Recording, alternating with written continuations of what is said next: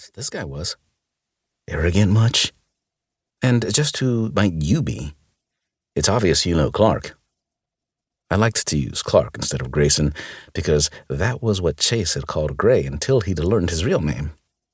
It irritated Gray, which worked out pretty nicely for me. Clark? Oh, yeah. The blonde shrugged slightly. I can see the resemblance to Clark Kent. The mysterious man walked closer and held out my wallet to me, which I accepted and slid into my suit coat pocket. My name is Miller Brexler. I'm Gray's best friend. You must be Chase's best friend, whom I've heard so much about. He tilted his head and raked his gaze over me again. And his former fuck buddy? Yeah, that's me. What are you going to do now, since that avenue is closed? Miller asked. Do you mean, who am I going to be doing? Are you looking for a dialectic friend, Miller? I had gotten close enough to feel his body heat, but I couldn't say when exactly that had happened. It was as if my body had moved of its own volition, reacting to the chemistry between us. Would you like to submit a resume? Miller's nostrils flared slightly, which told me I wasn't the only one who felt the connection. As tempting as I found the idea, I think I'd better pass. He raised his hand as if to touch me, but let it fall back to his side instead. I think us hooking up might complicate things for our friends and their budding romance. I released a deep breath, unaware I had been holding it. Had I wanted him to say yes or no? I had just met the guy, and it wasn't like he had the only available ass in town. Still, I felt a keen disappointment over his answer, even though I knew he was right. All right, then, I said. It was nice to meet you, Miller.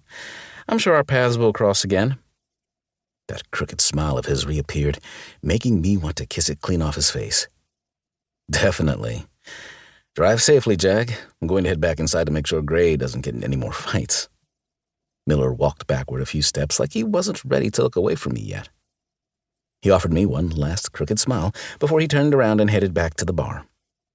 I turned and began walking to my car, even though I wanted to continue to watch him. His subtle reminder about my scuffle with Gray had brought me back to reality and reminded me how much I had hurt Chase. The self-loathing I felt was enough to erase the warm, tingly feelings Miller had given me.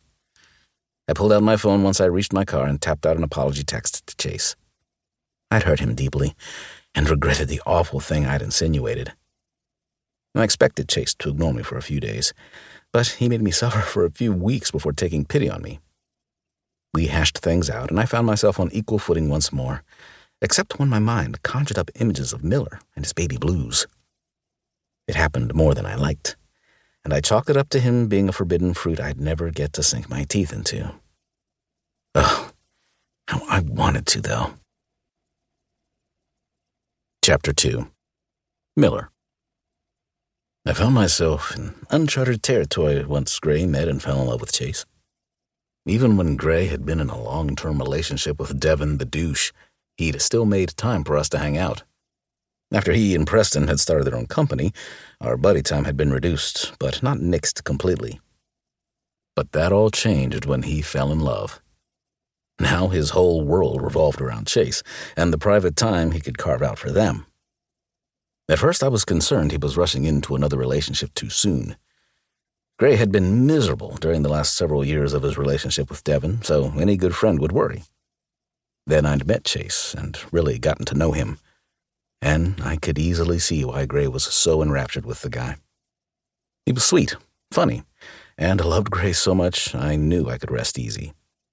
Gray had found his happily ever after, the kind that sort of made me gag, because it's almost too sweet, but at the same time, I couldn't help but envy it just a teeny tiny bit. I never really got caught up in the one guy forever concept because I didn't think I'd ever find that guy. The one I'd want to look at every single day for the rest of my life, forsaking all other tight asses until death do us part. I just didn't see monogamy working for me. I missed hanging out with Gray, but I understood things had changed, and I needed to adapt or get left behind. That's how I found myself joining a summer basketball league with a bunch of strangers, albeit some super sexy ones. I had a thing for basketball shorts and the way they hung on a man's body. I loved how the silky fabric draped over the round